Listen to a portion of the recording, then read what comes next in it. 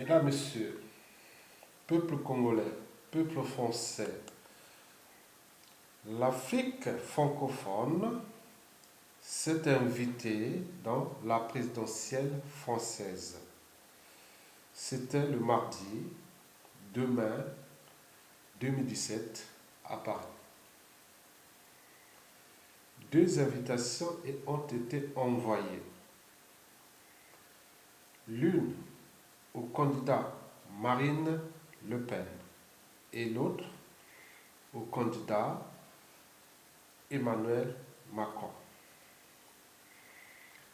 Avant de vous expliquer la suite de l'événement, d'abord il faut que je puisse vous résumer en quelques lignes qu'est-ce que c'est l'Afrique francophone par rapport à la France. Pourquoi l'Afrique francophone s'invite-t-elle dans la campagne présidentielle française?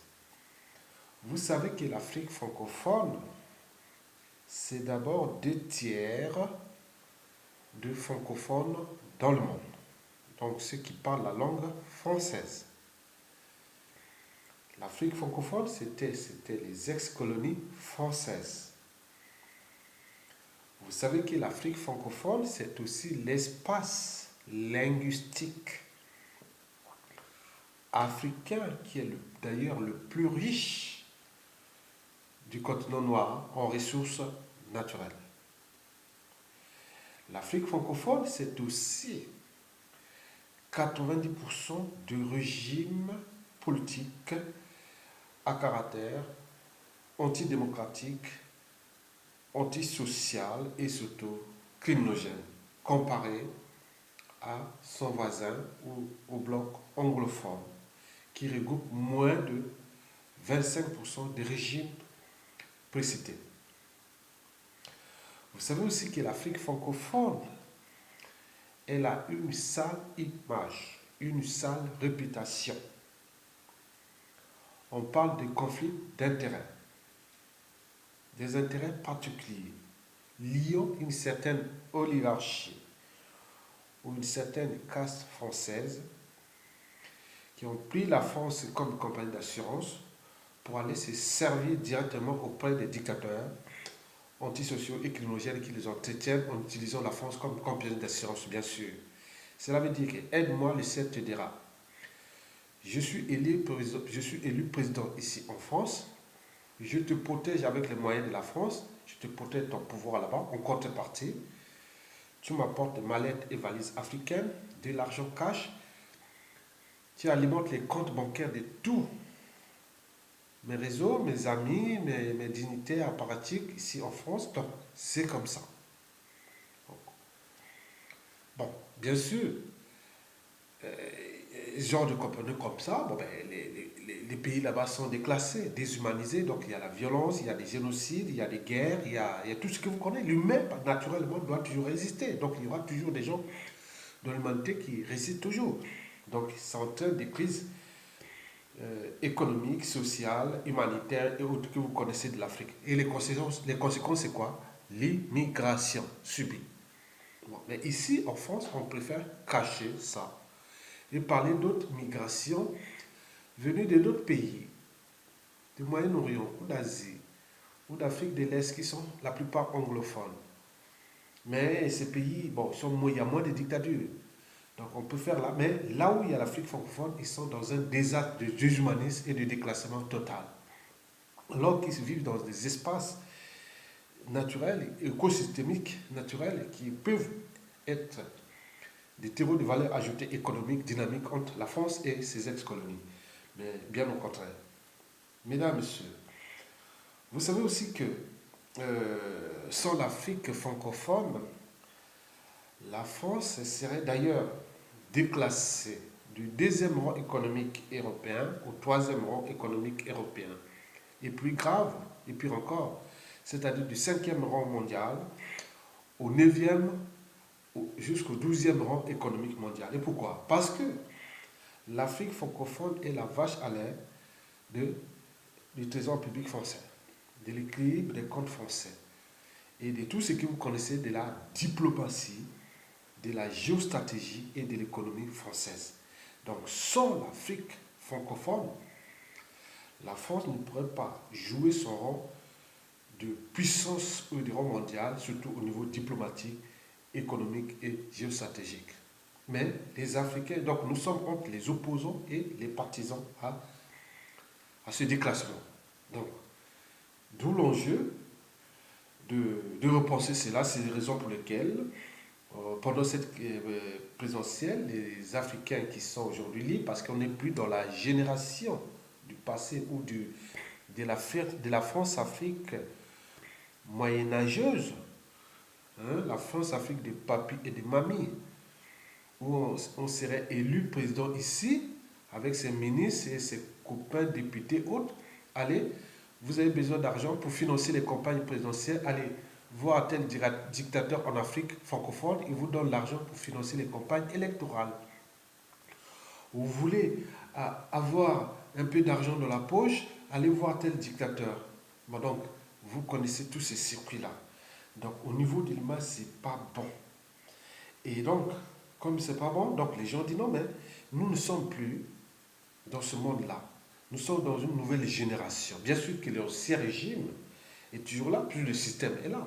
Mais le peuple là-bas aspire à la liberté, à la démocratie. Mais bien sûr que tous les présidents français, de gauche comme de droite, ont souvent conspiré contre la volonté, le suffrage exprimé là-bas. En date, c'est les élections qui viennent d'être effectuées au Congo-Brazzaville et au Gabon. Ils ont été tous bloqués parce qu'ils ont conspiré contre ces peuples pour soutenir soi-disant les intérêts supérieurs et stratégiques de la France, qui ne sont que les intérêts de cette oligarchie politico-affairiste. Mais les compagnies, les multinationales rentrent aussi dans la mêlée pour s'enrichir leurs copains, mais aussi enrichissant ces ministres nationaux. On n'est plus dans les règles économiques comme elles devraient être, de compétition, de valeur ajoutée que vous connaissez. Voilà. Donc il y a aussi la République démocratique du Congo, bien sûr. Donc tout ça, donc si on est dans un bassin du Congo, hein, le bassin le plus riche, c'est-à-dire l'Amazonie de l'Afrique. C'est en Afrique centrale, Afrique équatoriale. C'est le bassin le plus riche. Et c'est là où se regroupent presque 100% des dictateurs de l'Afrique francophone. 100% sont là-bas. Donc cet espace regroupe 100% des dictateurs. Et c'est là où se trouvent les conflits d'intérêts, les retours commissions, les malais des valises africaines, voilà, et tout ce que vous connaissez, les assassinats, les conspirations contre les candidats élus et autres. Donc ça devient un problème de mentalité, d'habitude et de comportements antisociaux, et surtout criminogènes qu'une certaine oligarchie politico-affairiste française entretient avec ses relations incestueuses et personnelles, avec ses morceaux froids qu'il protège là-bas. Donc, c'est une question de vie et de mort. Ce n'est pas seulement une question de diplomatie, de géopolitique haute. C'est que les oligarques ici commandent. Les dictateurs là-bas appliquent ou obéissent. Donc, ils tuent les gens. C'est une question de vie et de mort. On tue les gens. On assassine les gens. On détruit les familles. Voilà. Et dans des guerres qu'on ne sait pas pourquoi il y a ces guerres, du terrorisme d'État. Les prisonniers politiques sont en prison. Et c'est que d'ailleurs, le vice-président du Front National, Louis Alliot, a parlé aujourd'hui dans les ondes ou sur les ondes de Radio France Internationale. Voilà, en parlant notamment du cas du Congo-Brazzaville. Mesdames, Messieurs, vous l'aurez compris déjà, ça. Donc, je ne veux pas vous parler du fonds CFA, de coopération militaire, des ressources, des matières fissiles, c'est-à-dire l'uranium qui alimente le nucléaire ici, le pétrole, tout. Bon, il y a beaucoup d'intérêts. Mais on aurait pu humaniser ces relations en laissant la liberté au peuple là-bas, déjà, de dynamiser ça pour qu'il y ait moins d'immigration. Voilà. Donc, apporter la liberté, la démocratie là-bas en déjouant ces monstres, ces mauvais, ces êtres stupides qu'on a placés là, trop stupides pour être utiles à l'évolution de leur pays et aussi à l'évolution du continent noir. Donc nous sommes en train de se battre contre ces mauvais qui sont là pour déclasser non seulement l'humain, mais aussi tout leur continent. Mesdames, Messieurs, donc l'invitation a été envoyée à Emmanuel Macron et à euh, Marine Le Pen. Marine Le Pen est venue, a tout expliqué, elle a signé la charte du collectif des Africains. Emmanuel Macron, par contre, était abonné absent. Voilà, on dit quand c'est flou, il y a un loup. Vous savez que dans toute relation humaine, il y a un mot-clé qui s'appelle confiance, un autre méfiance, après défiance. Je vous dis, dans toute relation humaine, qu'elle soit, politique, économique, sociale et autres, il y a d'abord un mot-clé, confiance. On fait confiance à un individu, on fait confiance à un produit, on fait confiance à une marque, on fait confiance à des institutions, à un État. Oui. Mais quand on n'a plus confiance aux éléments ou aux organisations précitées, on rentre souvent dans la défiance. La défiance, c'est-à-dire l'évitement. Moi, je ne peux pas comprendre qu'on invite Emmanuel Macron de venir à cette tribune qui représente un bloc stratégique. Bien sûr, on a pu par exemple voir ici en France tous les candidats être invités par les CRIF. Et tout le monde allait au dîner des CRIF. Mais là, c'est l'espace stratégique de la France. Et un candidat refuse de venir. Donc, ça pose un problème déjà de méfiance. Et peut-être demain de défiance. Avec quel individu ou acteur ou homme politique Emmanuel Macron, s'il est élu, il va travailler avec qui? Bien sûr, s'il va aller travailler avec ces dictateurs qui sont en train de déclasser de toute façon ces pays avec ces anciens régimes, ces anciens modèles d'hommes politiques, l'Afrique francophone sera plus que jamais déclassée, déshumanisée, parce qu'aucune matière grise qui se respecte n'ira travailler là-bas. Et pire encore, ça apportera que l'immigration et donc la montée en puissance de la matière pour le Front National en France. Donc il aurait pu se présenter. Mesdames, Messieurs, je vous informe que Marine Le Pen a signé la charte du collectif des Africains. Parce que dans cette charte, je vous donne quelques éléments en parlant qu'on ne doit plus, par exemple, conspirer contre les peuples africains quand ils choisissent leur président. Dans cette charte, il faut aussi parler de surtout le problème de démocratie. Oui, la démocratie, la liberté du peuple, mais les intérêts économiques resteront toujours là, sont immuables. Il suffit de modifier, d'adapter les règles de partenariat ou de coopération. Donc, tout est là dans cette charte, dans le respect des peuples, la charte d'éthique en politique. Il s'agit bien sûr de la réforme aussi des mentalités, des habitudes et des comportements politiques, oui, même de la conscience aussi. Voilà. Donc nous ne sommes pas tous des animaux. Donc, Marine Le Pen est venue, elle a signé, voilà, confiance totale, parce que Marine Le Pen dit non, moi si je suis élu, des dictateurs là, on va faire un processus de respect progressivement pour avancer, pour que ce n'est qu'une étape, parce qu'on a tout essayé avec la gauche socialiste et la droite française. Depuis 30 ans, 33 ans que le dictateur est là, avec une ardoise qui en victime de 900 000 victimes, morts, des morts 900 000, et un pays déclassé, outragé, en mort clinique. Mais qui est le danger? Le danger, c'est Marine Le Pen ou ceux qui étaient là. On croyait qu'ils étaient sont pour la dignité humaine, l'intégrité physique, voilà, et autres. Mais c'est eux qui étaient au cœur, ils sont toujours au cœur de drames, de génocides qui se passent aujourd'hui, par exemple au Congo, Brazzaville, et le régime Hollande est toujours là, parce que ceux qui conspirent là-bas, qui sont en train de tirer le ficelle derrière là-bas, sont tous derrière Macron. C'est les raisons peut-être pour lesquelles il n'est pas venu. Donc c'est un aveu. Donc, quand on est candidat, on ne peut pas venir faire, pour que les gens aient confiance à vos futurs partenaires, parce qu'on est de nouvelles générations, c'est une nouvelle génération.